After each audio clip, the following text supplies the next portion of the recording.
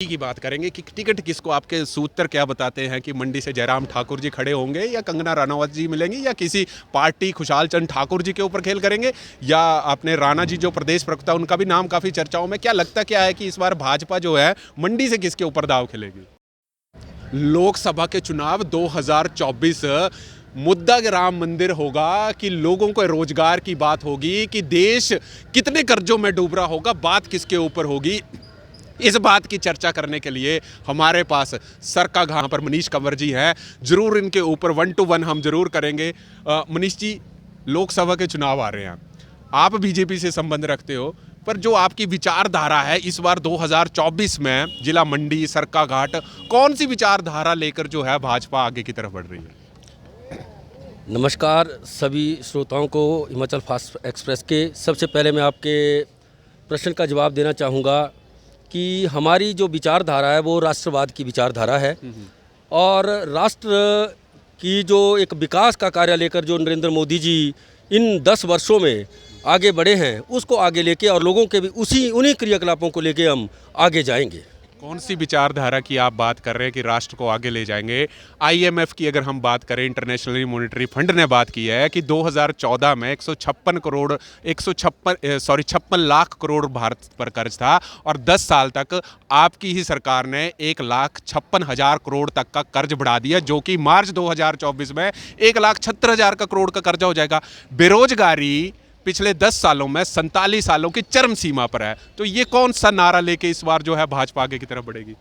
देखिए, जो प्रश्न आप कर रहे हैं कि जितना कर्जा इन पिछले 10 सालों में जो माननीय मोदी जी की सरकार के लिए आप बोल रहे हैं, आप इससे पीछे का आंकड़ा देखिए, कितने रोजगार दिए। इससे पहले आप देखिए कि मनमोहन सिंह जी की सरकार थी, उसने कितने रोजगार दिए और कितना उन्होंने कर्जा विदेशों से लिया। और उसके पश्चात आप देखिए माननीय मोदी जी की, आप जो विदेशों में हमारी जो एक विदेश नीति है उस पर नरेंद्र मोदी जी ने किस तरह से काम किया। विदेशों से तो बोलते थे कि हर आदमी के खातों में 15 लाख आएंगे, वो आज भी इंतजार कर रहे हैं। कांग्रेस आरोप लगाती है। देखिए, कांग्रेस जी के सबसे पहले किस सानिध्य में उन्होंने कहा था, मैं इस चीज़ को स्पष्ट करना चाहूँगा। पहले भी मीडिया में ये बातें आई हैं। उन्होंने कहा था कि विदेशों में हमारा इतने 1000 करोड़ का जो फंड है, जो काला धन है, अगर वो भारत में आ जाए तो प्रत्येक भारतीय को 15 लाख रुपया आ जाएंगे। उनका पर्टिकुलर ये नहीं था कि डालेंगे। ये सबसे पहले जो मैं क्लियर करना चाहूँगा, ये माननीय नरेंद्र मोदी जी ने कहा था। इस तरह की घोषणा ये तो अपरिपक्व बात हो गई कि बोलना कि प्रत्येक व्यक्ति के खाते में 15 लाख आएंगे, इस तरह की बात नहीं होती। उन्होंने एक आंकड़ा पेश किया था, जिस आंकड़े के आधार पर हम कह सकते थे कि विदेशों में हमारा इतने 1000 करोड़ का जो काला धन है, अगर वो आएगा तो प्रत्येक भारतीय के हिस्से में इतना पैसा आ सकता है। ये आंकड़ा उन्होंने पेश किया था। तो फिर भी अगर हम बात करें, कर्जों की बात करें, ये हमारे आंकड़े नहीं है। जो फॉरेनर्स कंपनी आईएमएफ, उन्होंने ये कहा कि भारत जो है इस वक्त 81.9% जो है इस वक्त भारत जो है, जितनी भारत की जीडीपी है और जितना भारत कर्जा ले रहा है, वो कुछ आने वाले समय में बराबर ही हो जाएगा। तो कहीं ना कहीं जो है राहुल गांधी अपनी यात्रा को निकले हैं, यही मुद्दे उठाते रहते हैं। और आप ही की पार्टी के कांग्रेस ने ये निकाला, आपने निकाला श्वेत पत्र, अभी सदन में निकाला, और कांग्रेस ने निकाला 10 साल अन्याय के काल। उसमें 3 मुद्दों के ऊपर काफ़ी गहन चर्चा हुई है, चाहे वो बेरोजगारी की बात करें, चाहे कर्जों की बात करें, या लोगों के साथ धोखों की बात करें कि भाजपा की सरकार जो थी वो कोई भी ऐसी गारंटी नहीं थी जो कि पूरे देश में जो है पूरी कर पाए।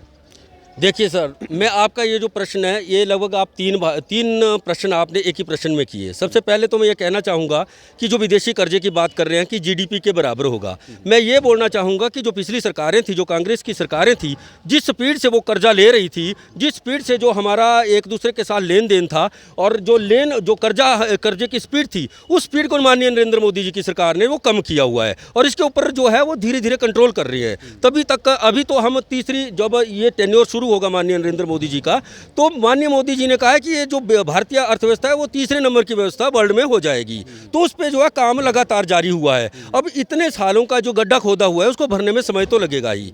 रही बात बेरोजगारी की, तो माननीय नरेंद्र मोदी जी ने रोजगार के अनेक अवसर दिए हुए हैं, सरकारी नौकरियां निकाली हुई हैं, और उसके पश्चात ही मैं ये कहना चाहूँगा कि जो स्वरोजगार है उसके जो इतने सारे जो हमारे चाहे गाँव ग्रामीण क्षेत्र के लोग हैं, चाहे कम पढ़े लिखे हैं, चाहे स्किल्ड वर्कर हैं। सबसे प्रमुख बात है कि हमारे यहाँ जो स्किल्ड वर्कर हैं वो लोग जो हैं बेरोजगार हो जाते हैं। तो उनके लिए माननीय नरेंद्र मोदी ने स्टार्टअप परियोजना शुरू की है। बहुत सी अभी आपने देखा होगा कि वाल्मीकि योजना शुरू की है कि 15 दिन के लिए ट्रेनिंग दी जाएगी, 500 रुपये पर डे के हिसाब से दिया जाएगा, जो माननीय मोदी जी की योजना है। उसके पश्चात 15,000 रुपया जो है उनको 15 दिनों के बाद दिया जाएगा। उसके पश्चात 1 लाख रुपए तक का उनको, उसके पश्चात टूल्स वगैरह खरीदने के लिए, उसके बाद बिजनेस शुरू करने के लिए 1 लाख रुपए का उन्होंने जो है वो अनुदान देने के लिए कहा है। और अगर उनका जो है वो CR ठीक होगी, लोन जो होगा वापस करने की ये ठीक रहेगी, तो उस कर्जे को बढ़ाया भी जाएगा। वो बैंक की एक चीज बताइए, 4 सीटें लोकसभा की, 3 बीजेपी के पास, 1 कांग्रेस के पास, परंतु इस बार आपको ध्यान देने वाली बात होगी कि बीजेपी के अनुराग ठाकुर पिछले 15 सालों से जीतते आ रहे हैं। लोकसभा क्षेत्र की बात करें, चाहे हम उप मुख्यमंत्री मुकेश अग्निहोत्री की बात करें या सुक्खू जी की बात करें, लोकसभा क्षेत्र उनका हमीरपुर आता है। परंतु एक बात जो कांग्रेस हमेशा ये लगाती रहती है कि हिमाचल के साथ इस बार प्रधानमंत्री मोदी जी ने बड़ा भेदभाव किया, भारी बरसात हुई, जो हिमाचल को वो अपना दूसरा घर मानते हैं। तो आपको क्या लगता है कि इस बार हिमाचल की जनता को जो है इस चीज के ऊपर झुकाव होगा कि हिमाचल में प्रधानमंत्री मोदी जी नहीं आए? और दूसरी बात कि जो हिमाचल के लिए एक आर्थिक पैकेज चाहिए था, कांग्रेस जैसे आरोप लगाती है, वो कहीं ना कहीं हिमाचल को नहीं मिला। सबसे पहले मैं ये कहना चाहूँगा कि अभी जो 300 करोड़ रुपए का जो पैकेज आया हुआ है वो भी माननीय मोदी जी की सरकार ने ही दिया हुआ है। 750 करोड़, माफ कीजिएगा, 750 करोड़ रुपए का जो पैकेज आया हुआ है वो भी माननीय मोदी जी। कांग्रेस कहती है कि वो हमारी एक पॉलिसी, जब भी बजट सेंटर का बनता है तब ये हमारा एक अधिकार है, उसमें कोई अलग से नहीं हमारे को ये चीजें दी गई। चलिए, ये तो कांग्रेसी मित्रों का कहना ही है, उन्होंने कहना ही है, क्योंकि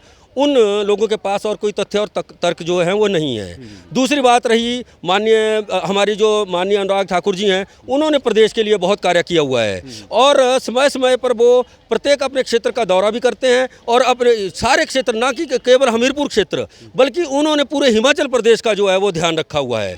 और रही बात जो आप लोकसभा के चुनावों की बात कर रहे हैं, तो इसमें चारों सीटें जो है वो भाजपा के हाथ में आएंगी और माननीय नरेंद्र मोदी जी को फिर से जो है वो सत्ता में लाएंगे। मंडी की बात करेंगे कि टिकट किसको, आपके सूत्र क्या बताते हैं कि मंडी से जयराम ठाकुर जी खड़े होंगे या कंगना रनावत जी मिलेंगी या किसी पार्टी खुशहाल चंद ठाकुर जी के ऊपर खेल करेंगे या अपने राणा जी जो प्रदेश प्रवक्ता, उनका भी नाम काफी चर्चाओं में। क्या लगता क्या है कि इस बार भाजपा जो है मंडी से किसके ऊपर दाव खेलेगी? देखिए, जब चुनाव की बात आती है तो जो भाजपा का प्रत्येक कार्यकर्ता चुनाव लड़ने में सक्षम है और जिस किसी भी कार्यकर्ता का नाम जो भारतीय जनता पार्टी एक ग्रुप में बैठ के जो एक रणनीति तय होती है उसके तहत डिसाइड करेगी, वो हमारा कैंडिडेट होगा और वही विजयी होगा और हम सब उसका सपोर्ट करेंगे। अच्छा, अगली बात पिछले उपचुनावों की बात करूं, मात्र 10-12 हज़ार वोटों से जो थी बीजेपी खुशहाल चंद ठाकुर जी पीछे रहे, रानी प्रतिभा सिंह जी आगे रही। इस बार क्या आपको लगता है कि टिकट किसी को, जैसे आपने बताया कि किसी को भी मिलेगी, पार्टी सबसे आगे खड़ी रहेगी, आपको क्या लगता है कि जिला मंडी में जो है भाजपा कौन से ऐसे मुद्दों को लेकर जो है 17 विधानसभा की सीटें मंडी लोकसभा में आती हैं, कौन से ऐसे मुद्दे रहेंगे जिसको लेके भाजपा जो है वो आगे बढ़ेगी जिला मंडी की? अगर हम बात करें, अगर जिला मंडी की बात की जाए तो सबसे पहले तो हमारी माननीय सांसद माननीय प्रतिभा सिंह जी हैं, उन्होंने इस क्षेत्र के लिए कोई भी काम नहीं किया और उन्होंने ना इस क्षेत्र के दौरे किए, चाहे आपदा आई ना लोगों के बीच में गई। दौरे तो बड़े किए, देखिए हम भी मीडिया के, हालांकि मेरा किसी पार्टी से संबंध नहीं है, ना भाजपा ना कांग्रेस ना आम आदमी पार्टी, दौरे तो हमने देखे, जयराम जी भी करते थे और माननीय सांसद जी भी करते थे। क्या कहेंगे आप, क्या दौरे तो होते थे? अब ये तो सबसे प्रमुख बात ये है कि आप उन कौन से दौरे को किस सानिध्य में आप लेते हैं। नहीं, पटड़ी घाट में आए थे, हमने देखा था वहाँ पे काफ़ी लोगों को साथ मिला कि हमारी सरकार जो है वो कर रही है, 7 लाख भी सुक्खू जी ने दिए। आप बताइए, 7 लाख रुपए में हजारों करोड़ों रुपए की जो हमारी आपदा में हानि हुई है, 7 लाख रुपए में वो क्या होगा उसका? ये तो वो बोलते हैं ना, ऊंट के मुंह में जीरा हो गया। तो आप बताइए, इतनी सारी जो बजट है हिमाचल प्रदेश का, इतनी सारी फंडिंग हुई, उसके पश्चात भी सिर्फ 7 लाख रुपया आपको लगता है ये मायने रखता है? ये तो हमारे क्षेत्र की जनता के साथ अन्याय है। नहीं, सुक्खू जी तो यहाँ कहते थे कि बरसातें तो पहले भी होती थी, तो जो हमने तो जो नुकसान है, हालांकि 7 लाख से भी कुछ नहीं होता, पहले वो राशि 3 लाख थी, फिर 7 लाख दी, मंडी में इतनी बड़ी रैली की, लोगों को दिया। तो क्या लगता है कि ये जो इस बार आपदा हिमाचल में हुई और मंडी के लोगों के साथ जो कांग्रेस आरोप लगाती है कि भेदभाव हुआ, क्या लगता है कांग्रेस इसका फायदा उठा सकती है चुनावों में? देखिए, सबसे पहले मैं ये कहना चाहूँगा कि ये जो 7 लाख रुपए की बात की हुई है और जिन लोगों के घर गिरे हुए हैं पूरी तरह से, उसकी सबसे पहले जो बात है, एज एन एडवोकेट मैं ये बोलना चाहूँगा कि उसकी जो टेक्निकलिटीज़ हैं उसमें जो लोग हैं वो क्राइटेरिया में आते ही नहीं हैं, उनकी जो फॉर्मेलिटीज़ हैं वो उसी में पूरे नहीं होते हैं, और वो सारी कागजी कार्रवाइयों में फंसे हुए हैं, और लोग दफ्तरों के चक्कर लगा रहे हैं, और लोग हराश हो रहे हैं। एक तो उनका घर गिरा हुआ है, ऊपर से दफ्तरों के और बाबुओं के जो है वो चक्कर लगा लगा के लोग थक गए हैं। मनीष जी, मुद्दा क्या रहेगा मंडी की लोकसभा चुनावों में? मेन 3 मुद्दे ऐसे गिनाइए जिसके लेकर आपकी पार्टी जो है वो आगे बढ़ेगी। सबसे पहले तो हमारा सबसे मुख्य मुद्दा ये है कि माननीय नरेंद्र मोदी जी, जिन्होंने इस देश को, इस प्रदेश को आगे ले जाने के लिए एक महत्वपूर्ण कार्य किए हैं, सबसे पहला मुद्दा ये रहेगा। दूसरा मुद्दा जो ये कांग्रेस सरकार है, इसकी अक्षमता और इसकी विफलता जो आज ही दिख रही है, कागज़ों में भी दिख रही है, हर जगह दिख रही है, तो इसकी अक्षमता ये भी हमारा मुद्दा रहेगा। और उसके बाद जो है सबसे बड़ा मुद्दा ये रहेगा कि जो 1500 रुपये पर महिला को देने के लिए बोल रहे हैं, फिर से इन्होंने झुनझुना फेंक दिया कि इतनी तारीख से मिलेंगे। उसके बाद एक बार पहले भी आपसे हरीश जी चर्चा हुई थी कि ओपीएस पे, ओपीएस आपने कहा कि मिल गए हैं, कितने लोगों को मिले, कहाँ मिले? मैं आपके सामने एक एग्जांपल दूंगा कि एक महेंद्र जी हैं, वो इधर क्या बोलते हैं चंदेस के पास से है, वो भाई जो हैं वो पीडब्ल्यूडी से रिटायर हुए हैं, ठीक है। उनको कहा गया है कि 3,70,000 रुपया भरो, उसके बाद आपकी फीस होगी। कई लोग ऐसे हैं उनको 18-18 लाख भरने को पड़ रहे हैं। और किस चीज़ के? कुछ उनकी जो डिपार्टमेंट की कुछ ऐसी टेक्निकलिटीज़ हैं कि उनको कुछ ओवर पे हुआ है, कुछ पता नहीं, उस हिसाब से इस बारे में तब नहीं मैं प्रॉपर्ली बता पा रहा हूँ। लेकिन वो मेरे पास आए कि हमें बैंक से लोन लेना है और वो वापस करना है, लेकिन उनके पास जो है 1 बीघा से ज़्यादा ज़मीन नहीं है, तो बैंक ने, पीएनबी ने इनकार कर दिया कि हम आपको लोन नहीं दे सकते। उधर इवन कि मैंने खुद जाके बात की कि हम 3,70,000 रुपये लोन लेंगे तो 20-22,000 रुपये पेंशन मिलेगी, उससे कट जाएगा, आप ही के पास पेमेंट लेती थी, लेकिन वो नहीं हो रहा है। तो इस तरह की बहुत से आम लोग हैं जिनका काम नहीं हो रहा है। ये ओपीएस सिर्फ झुनझुना है और बाकी कुछ भी नहीं है। तो आपका बोलने का मतलब है कि ओपीएस तो झुनझुना है, हालांकि प्रदेश सरकार इसके ऊपर बाई लूटती है कि हमने ओपीएस लागू किया। तो ये थे हमारे साथ मनीष जी, जिन्होंने ये अपना जो थी उपलब्धियां गिनाई कि इस बार जो इनकी पार्टी है, भाजपा जो पार्टी है, कौन कौन से मुद्दों पर लेके जाएगी। कुछ ही समय रखा है, 26 तारीख को हमने ज़रूर एक डिबेट मंडी शहर में रखी हुई है, ज़रूर उसके ऊपर हम आपसे भी आग्रह करेंगे कि वहाँ पर भी ज़रूर आएँ। देखने वाली बात होगी कि ये पार्टियाँ जब चुनावों का समय आता है, चाहे कांग्रेस की बात करें, भाजपा की बात करें या अन्य किसी पार्टी की बात करें, किस हिसाब से लोग जो है, हिमाचल के लोग आने वाले समय में जो है वोटरों को अटैक करते हैं। तब तक आप जुड़े रहिए हरीश वर्मा के साथ हिमाचल फास्ट एक्सप्रेस के लिए।